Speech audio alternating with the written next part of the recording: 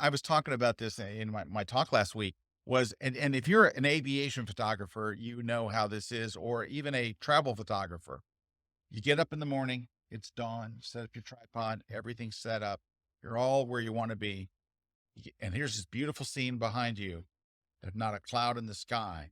But if you look over there, oh, look at back here. The clouds are always on the opposite side of where you want to be. Absolutely. And I tell my students we did that in Prague. We went to this one morning and the great sky, and there was a phenomenal sky right over there, But but not right in where we need to shoot down these bridges down the river, nothing. I'm like, everybody go shoot that sky with the same lens, with that. Like if you're using a 16 and you're at like 20, you're like say you're using a 16 to 35 and you're at 20 millimeters, go shoot that sky with 20 millimeters. And then you can put that sky into this scene. And you saw how easy it is. You don't want to use Photoshop skies.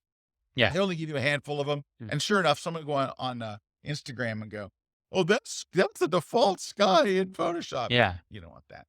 So put your own skies in there. It's very easy to shoot your own skies.